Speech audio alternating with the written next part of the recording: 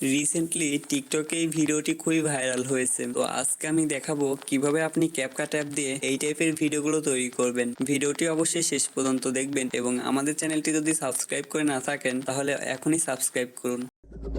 তো প্রথমে আমাদের ক্যাপকাট অ্যাপটি ওপেন করতে হবে। দেন ওপেন করার পরে এখান থেকে একটা নিউ প্রজেক্ট নেবেন। দেন আপনি যে ভিডিওটি দিয়ে এই ভিডিও এডিট করতে চান সেই ভিডিওটি এখান থেকে সিলেক্ট করে অ্যাডে ক্লিক করবেন। তো ভিডিওটি এখানে ক্যাপকাটে অ্যাড হয়ে যাবে। আপনি চাইলে এই ভিডিওটি কালার গ্রেডিং করতে পারবেন। তো ভিডিওটি কালার গ্রেডিং করতে অ্যাডজাস্টে ক্লিক করবেন। দেন এখান থেকে ব্রাইটনেস এবং এইগুলো কাস্টমাইজ করে দেন ওকেতে ক্লিক করে দিবেন। তো দেখুন কালার গ্রেডিং করার আগের ভিডিও এবং কালার গ্রেডিং করার পরের ভিডিও, তো আপনারা অনেকটাই পার্থক্য দেখতে পারছেন। তো আপনি চাইলে আপনার যে কোনো ভিডিওকে এইভাবে ঠিক কালার গ্রেডিং করতে পারবেন।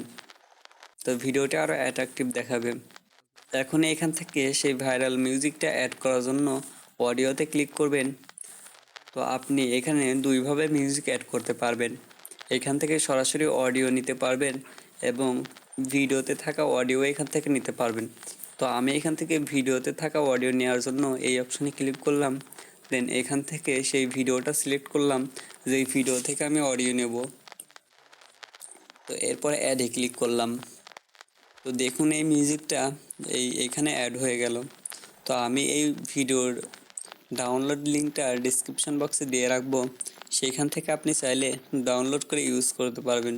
তো এখন আমাদের ইফেক্ট অ্যাড করতে হবে। ইফেক্ট অ্যাড করার জন্য ইফেক্টে ক্লিক করবেন।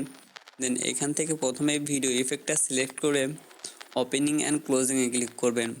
এরপর প্রথম ইফেক্টটা সিলেক্ট করে দেন ওকেতে ক্লিক করে দেবেন। তো এই ইফেক্টটা যেখান থেকে শেষ হয়েছে সেইখান থেকে আর একটা ইফেক্ট শুরু করার জন্য আবার ইফেক্টে ক্লিক করবেন।